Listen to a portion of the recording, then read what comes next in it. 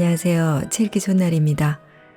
오늘 소개할 책은 인생을 바르게 보는 법, 놓아주는 법, 내려놓는 법입니다. 지은이는 수스, 옮긴이는 체인에, 발행은 다연출판사입니다. 불안과 초조는 현대인의 가장 두드러지는 특징입니다. 이것들은 우리 마음속 깊은 곳에 뿌리를 내리고 우리의 인생을 고통스럽고 무의미한 것으로 만들어버립니다. 실패, 좌절, 절망, 권태, 사랑에 대한 실망이 덮쳐올 때 우리는 어떻게 대처하고 어떻게 극복해야 할까요? 이런 문제들을 해결하기 위해서는 인생에 대한 통찰법, 즉 인생을 바르게 보고 때론 놓아주고 내려놓는 법을 터득해야 합니다. 이 책은 이에 관한 문제들을 치유심리학으로 풀어쓴 힐링 처방전인데요.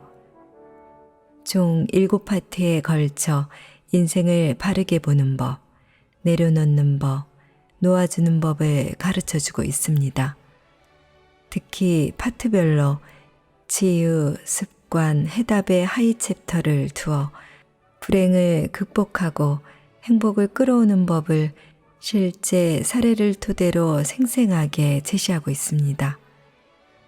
이를 통해 직장 생활에 지치고 사랑에 상처받고 사는 것이 힘들게만 느껴지는 이들에게 위로와 격려로 새롭게 살아갈 힘을 북돋워주고 있습니다. 지금 상처로 인한 불행감에 빠져 있다면, 슬픔과 아픔을 겪고 있다면 치유심리학을 도구 삼아 스스로의 상처를 치유하고 행복을 찾아야 할 것입니다. 자, 그럼 지금부터 잠시 책 속으로 들어가 보겠습니다. 오늘도 책 읽기 좋은 날과 함께 즐거운 시간 되세요. 구독, 좋아요, 알림 설정은 사랑입니다. 잊지 마세요.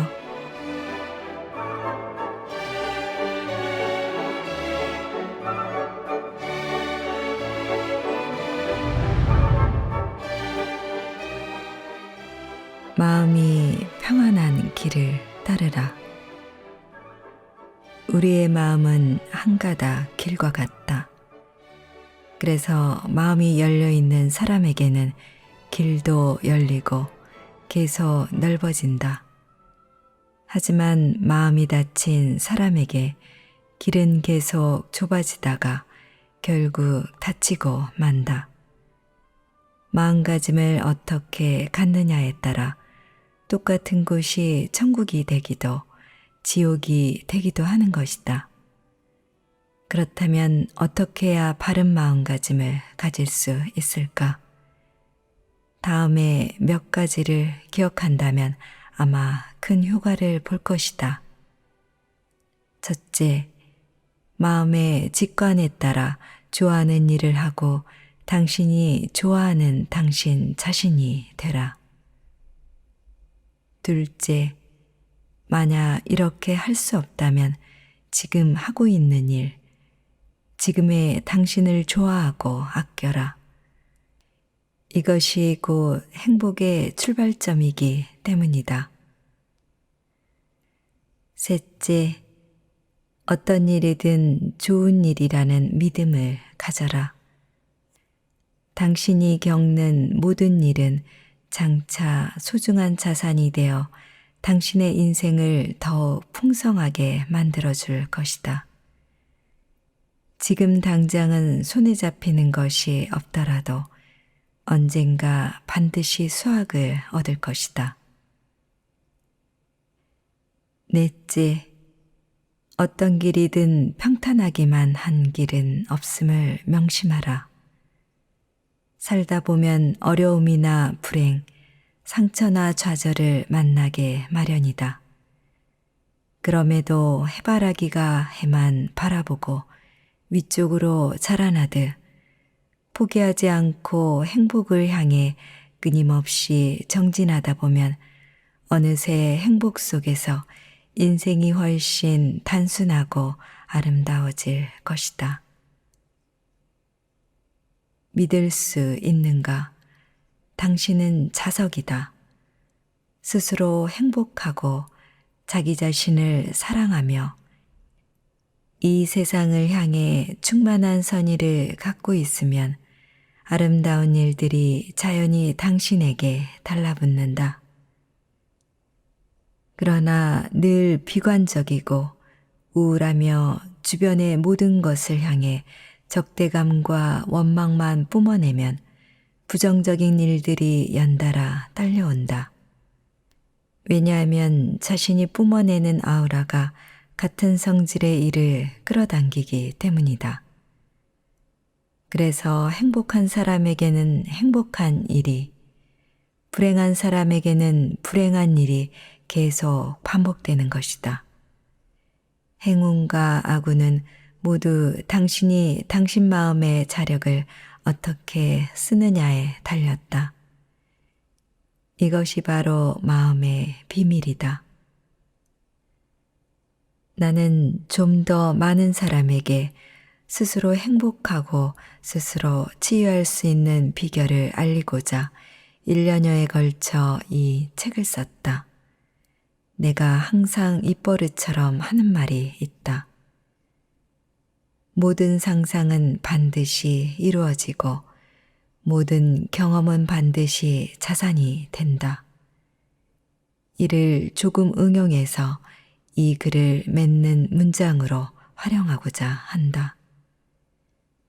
모든 독서는 반드시 얻는 것이 있다.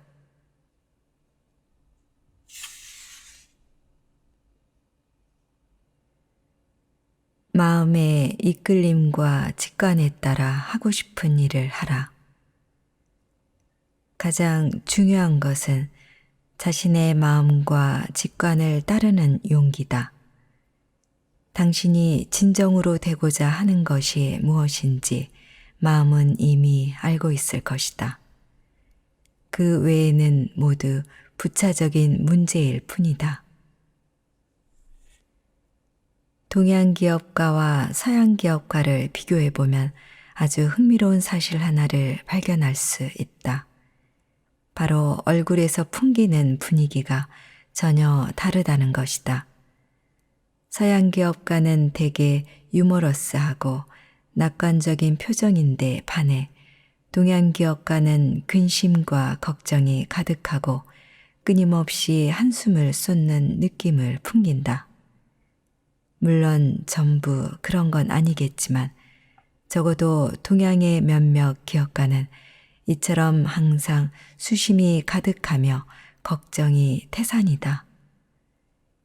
이들은 흡사 온갖 시련을 거치며 전장에서 가까스로 살아나온 상처 투성이의 천사 같다. 이에 반하여 서양의 기업가들은 훨씬 경쾌하고 유쾌하며 어느 시골 마을에서 진흙을 가지고 노는 아이처럼 천진난만하기까지 하다. 다시 말해 서양의 기업가는 사업을 재미있는 것으로 여기지만 동양의 기업가는 사업을 목숨이 달린 심각한 중대사로 받아들이는 것이다. 똑같이 기업을 운영하면서 인생과 사업을 대하는 태도가 이처럼 다른 이유는 무엇일까? 대부분 그 이유를 사회적 환경, 정치 체제 같은 외부적 요인에서 찾을 뿐 인간 내면의 심성에 주목하는 경우는 극히 드물다. 이런 점에서 2011년에 작고한 애플의 창업자 스티브 잡스가 한 말은 우리에게 많은 생각거리를 던져준다. 가장 중요한 것은 자신의 마음과 직관을 따르는 용기다.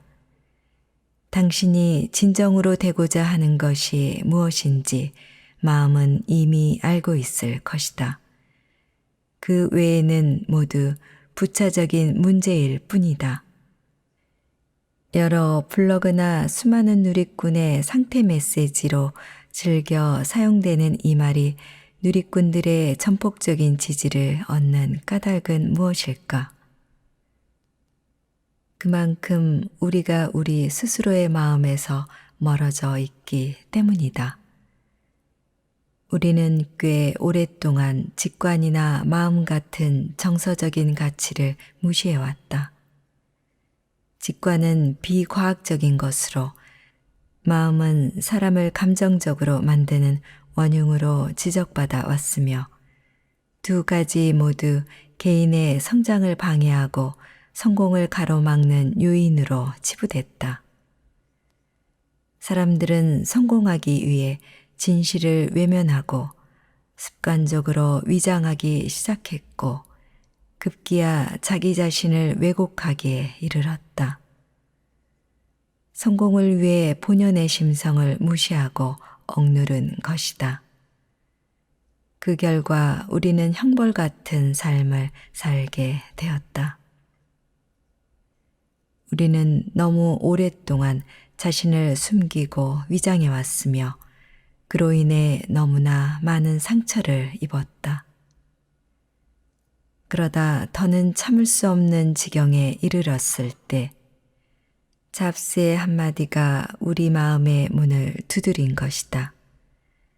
그러니 모두가 속절없이 그 말에 빠져들 수밖에. 마음과 직관이 얼마나 신비한 힘을 가지고 있는지 궁금하다면 다음에 소개하는 소년의 이야기를 읽어보자. 미국 서부의 어느 작은 시골 마을에 한 소년이 살았다. 소년은 매우 가난했지만 15살이 되던 해에 그 누구도 감히 상상하지 못한 원대한 소원들을 담아 꿈의 목록을 만들었다. 나일강, 아마존강, 콩고강 탐험하기, 에베레스트산, 킬로만자로산, 맥킨리산 등정하기, 코끼리, 낙타, 타조, 야생마 타보기, 마르코폴로와 알렉산드로스 대왕의 원정길 탐방하기, 영화 타잔에 출연하기, 비행기 조종수를 배워 실제로 조종해보기, 셰익스피어, 플라톤, 아리스토텔레스의 저서 모두 읽기, 노래 한 곡과 책 한 권 쓰기, 발명 특허 내보기, 아프리카 어린이를 위해 100만 달러 모금하기.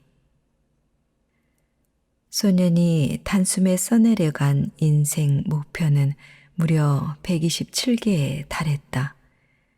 그 중에서는 소소한 것도 있었지만 대부분은 실현은커녕 보는 것만으로도 사람을 질리게 할 만큼 엄청나고 대단한 목표들이었다.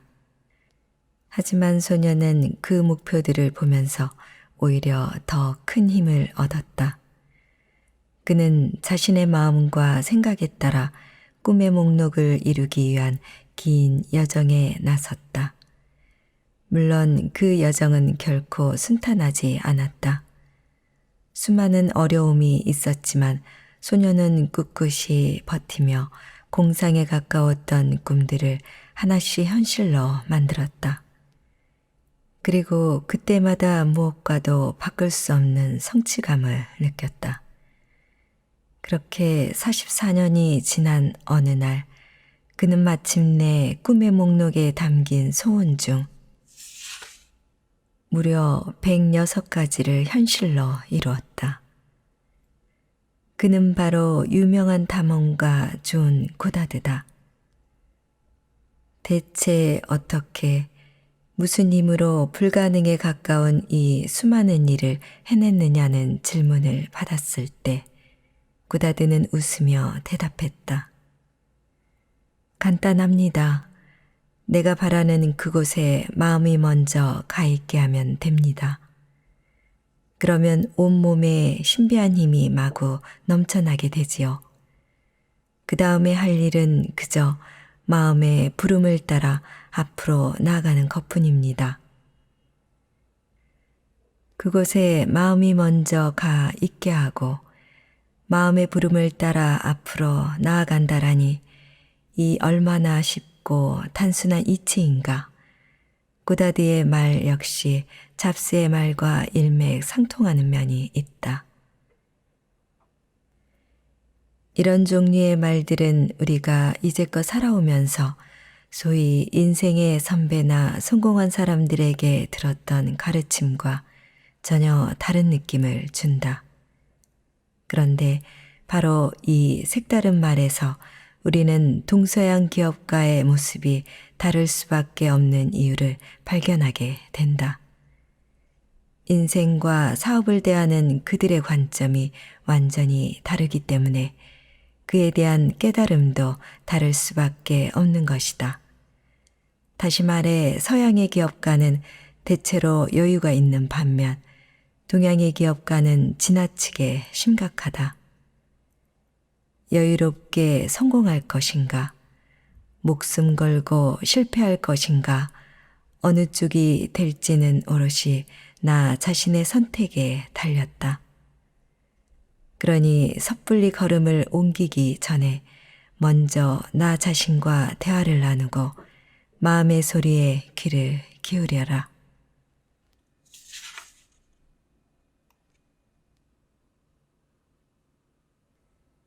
나의 마음이 길을 잃지 않도록 자신이 좋아하는 일을 하라. 다른 사람의 말은 신경 쓰지 말라.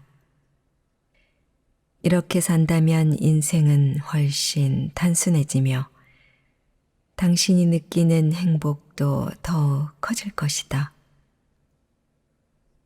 사람은 누구나 한떨기 장미다. 그렇게 자신에게 어울리는 장소를 찾아 힘껏 피어나기만 한다면 다른 사람을 매료시키는 아름다운 풍경이 될 수 있다. 그런데 우리는 늘 남의 화려한 장미 정원에 시선을 빼앗기고는 정작 내 방 앞 창가에 피어 있는 장미의 아름다움은 누리지 못한다. 어쩌면 이것이 인간의 가장 가련한 본성 아닐까. 늘 다른 이의 행복을 부러워만 하다가 문득 뒤돌아보면 나의 행복을 부러워하는 이도 있다는 사실을 깨닫게 된다. 사실 사람은 누구나 행복하다. 다만 그 행복이 자신이 아닌 타인의 눈에 먼저 보일 뿐이다. 여자친구에게 차인 한 친구가 잔뜩 화를 품고 나를 찾아왔다. 그는 반드시 더 멋있고 능력 있는 남자가 되어서 그녀보다 훨씬 예쁜 여자친구를 만들겠다며 씩씩거렸다. 그게 옛 여자친구에게 복수하는 길이라고 했다. 그런가 하면 다른 친구는 남자친구에게 실연을 당한 뒤 이렇게 말했다. 난 백만장자한테 시집갈 거야. 저보다 훨씬 잘생기고 나를 끔찍히 사랑해주는 남자를 만나서 꼭 후회하게 만들 거라고. 하지만 이들의 호언장담을 듣는 나의 심경은 솔직히 회의적이었다. 한때 사랑했어도 헤어지면 그뿐. 그때부터는 서로 제 갈 길을 가야 한다. 헤어진 상대에게 잘 보이기 위해 혹은 그 사람의 그림자에 휩싸인 채 살다 보면 결국 내 삶을 제대로 살 수 없다. 나 자신의 마음을 따르는 것이 아닌 다른 사람의 시선 속에서 살게 되기 때문이다. 이 상태에서는 외모나 물질적 측면이 나아진다고 해도 내면은 여전히 괴로울 수밖에 없다. 남의 시선을 신경 쓰다 보면 나의 마음은 갈 길을 잃는다. 갈 길을 잃은 사람이 행복해봤자 얼마나 행복하겠는가. 기린이 높고 미끈한 집을 지었다. 기린의 집을 구경하러 온 숲속 동물들이 저마다 감탄했다. 와, 정말 멋지고 근사한 집이네. 꿩은 한순간 기린이 부러워졌다. 그래서 황급히 풀로 지은 자신의 원래 집을 허물고 크고 높은 집을 짓기 시작했다.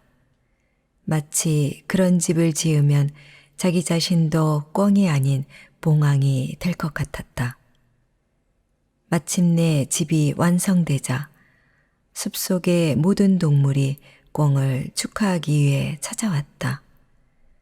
모두의 찬탄을 들으며 꿩은 저도 모르게 어깨가 으쓱해졌다. 어느덧 시간이 흘러 겨울이 됐다. 꿩이 새로 지은 집은 추위를 막아주지 못했다. 꿩은 집 한 구석에 몸을 잔뜩 웅크리고 앉아 추위를 견뎠다. 하지만 누군가 집을 구경하러 오면 언제 그랬냐는 듯 어깨를 쫙 펴고 아주 잘 지내고 있는 척 허세를 부렸다. 그러던 어느 날 집에 놀러온 박새가 추위에 벌벌 떠는 꿩에게 한마디 했다. 남에게 보이기 위해 살지 말고 너 자신을 위해 살아. 괜히 허세를 부리면 결국 고생하는 건 너라고. 하지만 꿩은 오히려 박새를 무시하며 가르치려 들었다. 박새야, 박새야, 아직도 너의 그 조그만 틀에서 벗어나지 못했구나. 시야가 그렇게 좁아서야 어떻게 큰일을 하겠니? 너 자신을 초월할 줄 알아야지. 날씨는 하루가 다르게 점점 더 추워졌다. 꿩은 엄청난 추위에 시달렸지만 다른 이들의 칭찬과 감탄을 떠올리자면 이런 집을 지은 일이 조금도 후회되지 않았다. 꿩은 그렇게 허세 속에 빠져 있다가 결국 얼어 죽고 말았다. 살다 보면 어쩔 수 없이 낙심하게 될 때가 있다. 특히 남의 말 한마디 한마디에 신경을 쓰느라 자신이 좋아하는 일을 하지 못하고 자신이 원하는 사람이 되지 못한다면 더욱 그럴 것이다. 많은 사람이 타인의 눈에 비친 자신의 모습을 궁금해한다. 그러나 이들이 간과한 사실이 하나 있다. 바로 남의 시선 속에서 살다가는 결국 길 잃은 미아가 된다는 것이다. 사람은 누구나 자기 자신을 위해 살아야 한다. 몸도 내 것이고 생명도 내 것이며 영혼도 내 것이다. 인생 역시 당연히 내 것이다. 그런데 왜 남에게 보이기 위해 사는가? 나의 삶을 충실히 사는데 가식이나 거짓은 필요치 않다. 남의 시선을 신경 쓰느라 위선의 탈을 쓰지 말라는 것이다. 안 그래도 쉽지 않은 인생인데 무엇하러 무거운 짐까지 짊어지는가? 스스로 자랑스러워할 수 있고 행복할 수 있는 일들을 찾아라. 나를 가장 따뜻하게 위로할 수 있는 존재는 그 누구도 아닌 바로 나 자신이다. 그러니 나의 삶을 향해 마음에서 우러난 진실의 환호성을 올려라. 스스로에 대해 깨닫고 자신을 위해 아름다운 인생의 장을 만들어가라. 나를 위해 살고 나를 위해 웃고 나를 위해 노래하라. 나 자신의 능력을 믿고 스스로에게 신뢰를 보내라. 나 자신의 찬란한 내일을 믿어라. 행복의 열쇠는 내 손안에, 내 마음속에, 내 영혼 깊은 곳에 있다. 나 자신을 이해하고 진실하게 살아간다면 진정으로 바라던 삶을 살게 될 것이다.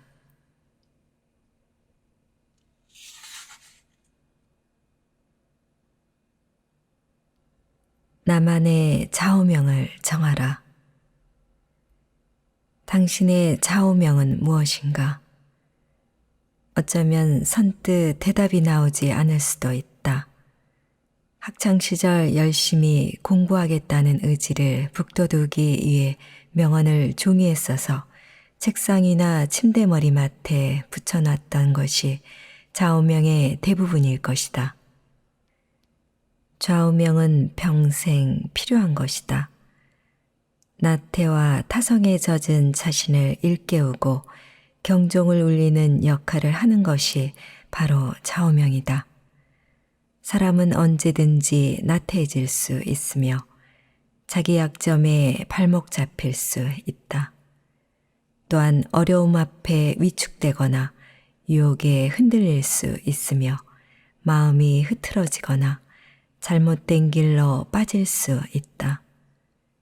이렇듯 내면의 의지나 노력만으로는 스스로를 바로잡기가 어려울 때 바로 좌우명이 필요하다. 좌우명은 날카로운 죽비 소리처럼 나사풀린 정신을 일깨우며 나약함을 극복하고 자신의 한계를 뛰어넘도록 독려한다. 또한 어두운 밤의 등불처럼 우리가 바른 방향으로 나아갈 수 있도록 길을 비춰준다. 한 소년이 있었다. 그의 꿈은 자신도 행복하고 남도 행복하게 만드는 것이었다. 그러나 어떻게 해야 그런 사람이 될 수 있을지를 몰랐다. 그래서 소년은 마을에서 가장 현명하고 가장 존경받는 현자에게 물었다. 현자는 미소를 지으며 말했다. 어린 나이에 그토록 훌륭한 꿈과 목표를 갖다니 참으로 기특하구나. 내게 해주고 싶은 말은 네 가지란다.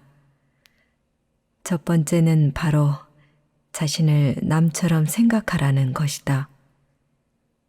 소년은 잠시 생각하다가 말했다. 나 자신을 남처럼 생각하면 좋은 일이 생기거나 나쁜 일이 생겨도 좋고 나쁜 감정에 지나치게 빠지지 않을 수 있다는 말씀인가요? 현자는 웃으면서 고개를 끄덕였다. 두 번째는 남을 자신처럼 생각하라는 것이란다. 소년은 눈을 반짝이며 말했다. 그 말씀은 알겠습니다. 다른 사람을 나 자신처럼 생각하면 그 사람의 고통과 어려움을 깊이 이해하고 공감할 수 있으며 진심으로 도울 수 있겠지요. 물론 다른 사람이 기뻐할 때 나 역시 똑같은 기쁨을 느낄 테고 말이죠. 현자는 수염을 쓸어내리며 소년을 기특하다는 듯 바라봤다. 잘 아는구나. 세 번째는 남을 남처럼 생각하라다.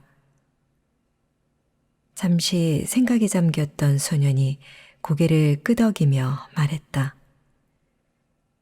그 말씀은 다른 사람을 존중하라는 뜻인가요? 자신의 기준을 남에게 요구하지 말고 자기 뜻대로 남을 바꾸려 들지 말라는 가르침으로 들립니다. 현자는 큰 소리로 웃었다. 참으로 지혜로운 아이로구나. 네 번째는 자신을 자신처럼 생각하라는 것이다. 이 원칙들은 듣기에는 쉬운 것 같아도 실천하기가 결코 쉽지 않지. 소년이 고민스러운 얼굴로 물었다. 그럼 어떻게 해야 잘 실천할 수 있을까요? 이 네 가지를 명심하고 평생의 좌우명으로 삼거라. 그 다음은 살면서 경험을 통해 확인하면 된단다. 일생의 행복은 평생을 들여 깨닫는 것이며 현실 속에서 실천하고 검증해야 하는 것이다. 좌우명은 소리만 요란한 구호가 아닐 뿐더러 잘난 척하기 위해 들먹거리는 것은 더더욱 아니다. 실생활에서 행동으로 실천해야 하는 것이다. 따라서 좌우명을 정했다면 눈에 잘 띄는 곳에 두어야 한다. 벼, 거울, 자주 쓰는 수첩 맨 앞장에 붙여두거나 책상 오른편에 아예 새겨놓아도 좋다. 눈에 띄는 곳에 적어둠으로써 시시각각 나의 마음과 생각을 일깨워야 한다. 그리고 일상생활 속에서 좌우명을 원칙으로 삼고 엄격히 지켜야 한다. 괴롭고 힘들거나 좌절을 겪을 때 당신을 지탱해 주는 말 한마디가 있는가? 자만심에 빠졌을 때 자기 자신을 뒤돌아보고 겸손해질 수 있도록 도와주는 명언이 있는가? 견딜 수 없이 화가 날 때 당신은 어떤 글을 떠올리며 마음의 평안을 되찾는가? 현인의 명언, 좋은 책의 글귀, 경전의 가르침, 무엇이라도 좋다. 당신에게 지혜와 깨달음을 주는 문장을 찾아 당신의 좌우명으로 세워라. 그리고 그것을 눈에 잘 띄는 곳에 두어라. 그 좌우명이 마음의 죽비가 되어 당신의 인생을 바른 길로 이끌 것이다.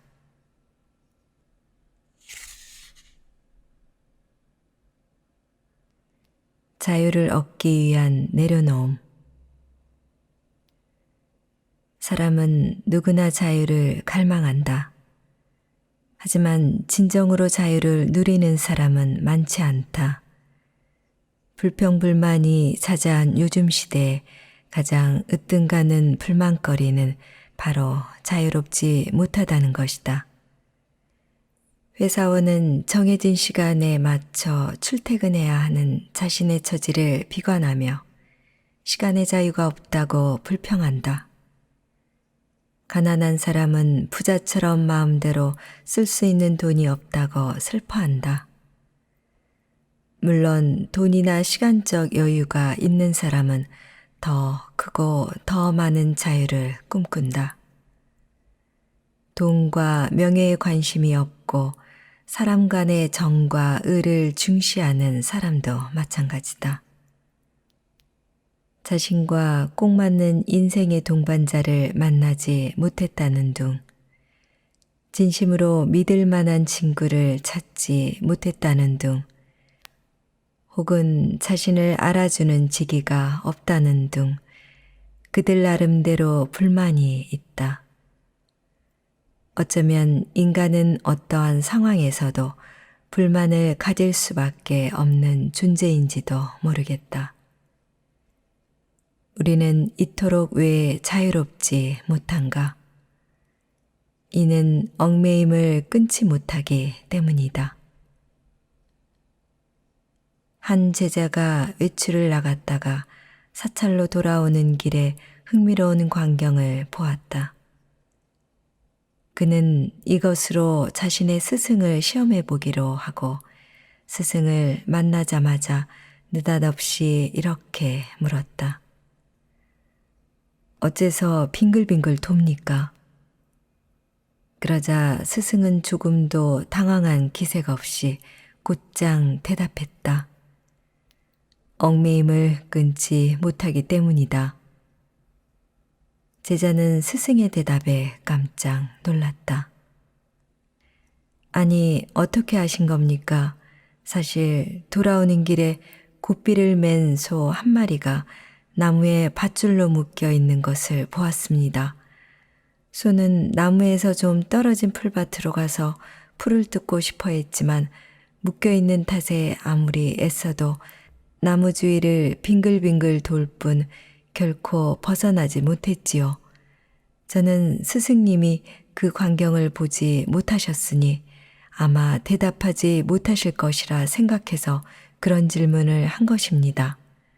그런데 이리도 정확하게 답을 맞히시다니. 그러자 스승이 미소를 지으며 말했다. 내가 말한 것은 일이고 내가 말한 것은 이치다.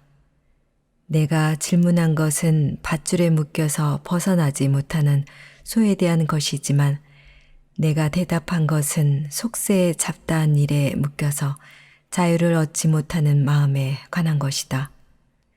한 가지 이치가 100가지 일을 통달한다는 사실을 잊었느냐? 사실 자유는 많이 가지는 것보다는 쉽게 내려놓을 줄 아는 데서 시작된다. 사람들은 지금의 내 생활을 부러워한다. 매우 자유로워 보이기 때문이다. 그들은 내게 돈도 있고 시간 여유도 있으니 얼마나 좋으냐는 말을 자주 한다. 하지만 이는 아무것도 몰라서 하는 소리다. 분명히 나는 자유로운 편이고 시간 여유도 있다. 하지만 돈은 없다. 오히려 내게 부럽다고 말하는 사람들이 돈은 나보다 더 많을 것이다. 그럼에도 나는 지금의 소박한 자유가 좋다. 왜냐하면 부유함의 속박은 이미 질릴 만큼 겪어봤기 때문이다. 학창시절 나는 돈이 꽤 있는 편이었다. 한 달 생활비가 다른 친구들 1년치 생활비보다 많았으니 정확하게는 돈이 아주 많았다고 해야 옳으리라. 넘치는 생활비 덕에 옷장에는 늘 예쁜 옷이 가득했다. 게다가 이성에게 인기도 있어서 매일 연애편지나 교제 제안을 받곤 했다. 하지만 그때의 나는 조금도 자유롭지 않았다. 오히려 항상 수동적이었고 금방이라도 미쳐버릴 것 같은 괴로움에 시달렸다. 당시 내게 가장 필요했던 것은 사랑이었는데 정작 내가 좋아하는 남자는 끊임없이 다른 여자에게 눈길을 주었다. 그래서 나는 옷장이 예쁜 옷으로 가득한데도 습관적으로 쇼핑을 나갔고 미친 듯이 옷을 사들였다. 마음에 안 들면 몇 번이고 다시 가서 옷을 바꿨다. 그러면서도 더 예쁘고 더 완벽한 옷을 찾지 못할까봐 불안에 떨었다. 학업에서도 늘 최고가 아니면 안 됐다. 그래서 가장 유명한 로스쿨에 가장 전도 유망한 전공, 가장 훌륭한 교수님을 선택해 대학원 과정을 밟으려 했다. 다른 사람에게 우쭐거리며 내밀 만한 명함을 바랐던 것이다. 다른 사람이 보기에는 무엇 하나 부족할 것 없는 생활이었지만 정작 나 자신은 엉망진창이었다. 정신적으로도 피폐했고 건강 상태도 최악이었다. 나는 자유롭지도 행복하지도 않았다. 지금은 어떤가? 나의 남편은 키 크고 잘생긴 부자가 아닌 평범한 남자다. 나는 글로 먹고 살고 있으며 결코 화려하지도 대단하지도 않은 삶을 살고 있다. 내가 일주일 동안 쓰는 생활비는 겨우 50위안 남짓이다. 그러나 지금의 나는 충분히 유유자적하다. 크지는 않지만 안락하고 편안한 집에서 느긋하게 전원생활을 즐기고 있으며 외면보다 내면을 중시하는 충만한 나날을 보내고 있다. 지금 내가 자유롭고 행복한 이유는 많이 가져서가 아니다.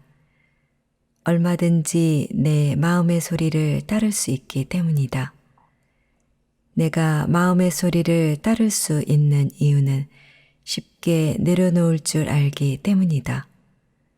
나는 이미 많은 것을 내려놓았다. 물질에 대한 욕망을 내려놓았고, 애정을 향한 갈구를 내려놓았다. 다른 사람에게 무언가를 바라는 것도 내려놓았다.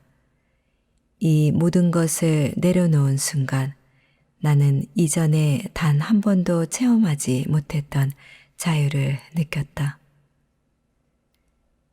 나는 매일 내가 가치 있다고 여기는 일을 한다. 그리고 전혀 기대하지 않았음에도 때때로 예상치 못한 기쁨과 행복을 얻는다. 나는 더 이상 자만하지 않으며 어떤 일이든 가능하다고 믿을 만큼 생각의 문을 활짝 열어놓고 있다. 과거 유물주의가 차지하고 있던 자리는 이제 직접 경험하고 느끼는 생생한 감동으로 가득하다. 나는 나 자신에게 실패할 권리를 주었지만 또 그만큼 기회를 소중하게 여길 줄 알게 되었다. 요즘 사람들이 가장 바라는 것은 마음의 평안과 정신적인 자유다. 많은 이가 자유로 가는 통행증을 얻기 위해 열심히 돈을 벌고 바쁘게 머리를 굴린다.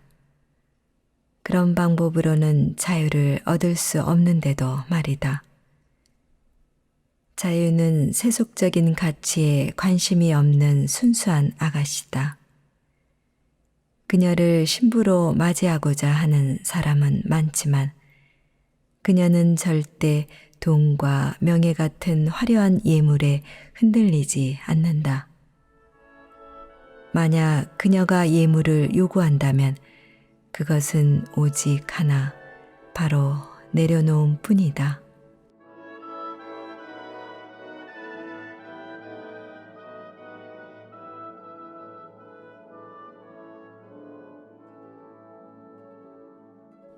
책 읽기 좋은 날 오늘은 인생을 바르게 보는 법, 놓아주는 법, 내려놓는 법을 보내드렸습니다. 감사합니다.